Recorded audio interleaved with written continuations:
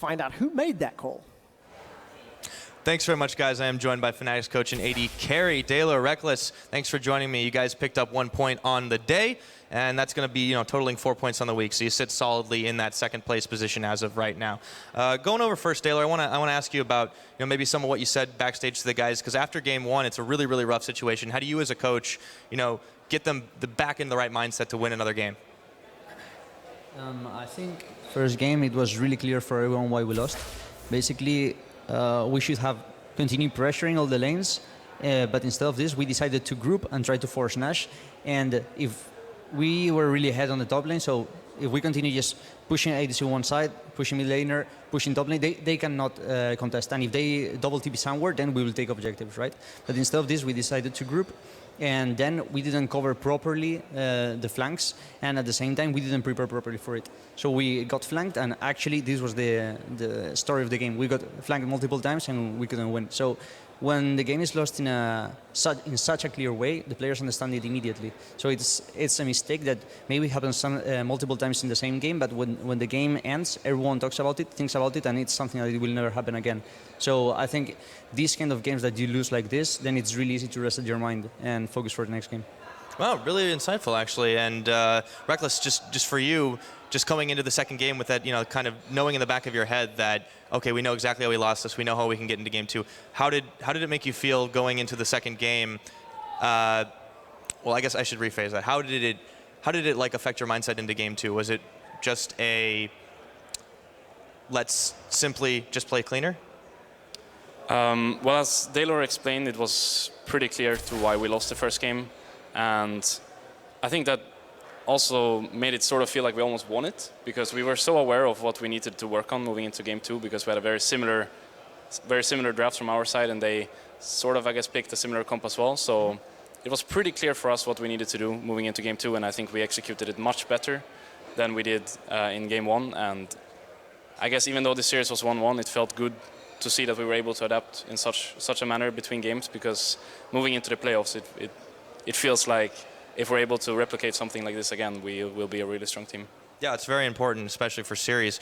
You guys did make some changes coming into this week. Tell me, Daylor, what is the biggest thing you've noticed now with Kikis in the lineup? The biggest difference is just communication. Kikis is an extremely vocal player that he's feeding a lot of information from the beginning of the game in every stage, and also his shot calling in some situations. He is really decisive too. So Gamsu was a really solid player, but his communication was not close to this level. So only with a couple of days of practice, because the communication is so high, it's really easy to work with Kikis.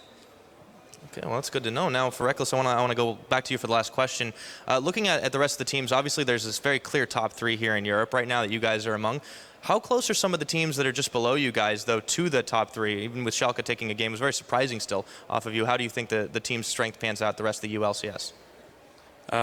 Even though I agree with you that there's a clear top three, I think pretty much any team, perhaps aside of the bottom ones, are able to take games of each other. And it was pretty clear as well when we played Giants after we dropped our series against G2 that even a team like them, who no one really expected going into the split to perform, are able to take 2 games convincingly of us.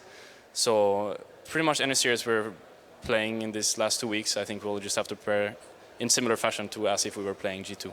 It's good. Respect all. It's what I hear from a lot of the best teams. Thanks again for joining me, guys, and congratulations on a very successful week overall. For now, though, we are going to go ahead and send it back to the casters to break that down again and give us our player of the game.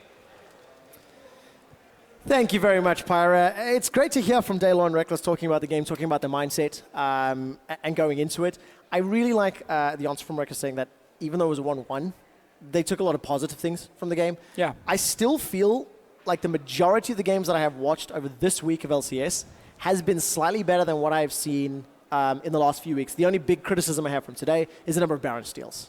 Which is a big one. Obviously, very risky plays. I do agree. I think a lot of games are cleaner now, except for obviously our Baron steals right here. But if we ignore that little super small part, that's like one element of the game. It is. Like before that, I think we see much better snowballing from a lot of teams.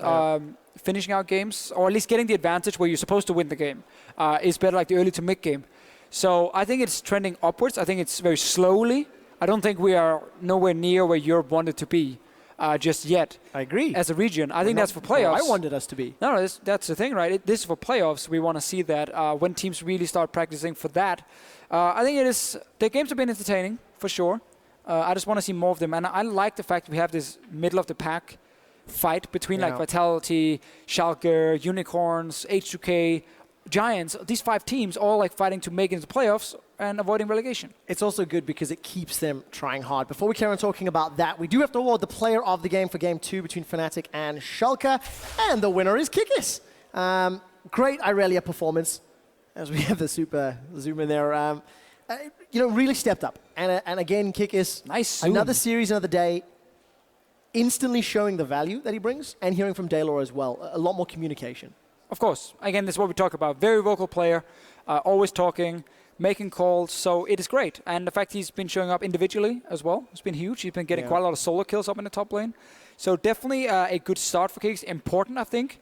It can be hard joining an organization where you replace a guy that the fans just started to accept, and then he gets removed a little bit out of nowhere. Like Gamsu suddenly is out. Even bigger than just that as well, the expectations. Yeah. Like joining G2, there were actually no expectations on the team or the roster coming into spring splits because there were a bunch of these rookies, and as an organization, they had a lot of struggles up until that point. Joining Fnatic, everybody expects Fnatic to win. Like that is what European League of Legends fans anticipate. The plaques with their logo on it is plastered everywhere. And for Kikis to show up on the first 2 days, it's a good thing for Fnatic. But now he needs to maintain that level, and that's now where a challenge comes. Yeah, that's going to be the big thing. Fnatic definitely looks stronger as a team, ready to fight against G2 and Splice to get the top 2. Can't wait to see who claims top 2 and who guarantees themselves that trip to Krakow. That is it here from the EU LCS studio, from Deficio, from myself. Let's go to the arena and join Champ Select for Origin taking on Rocket.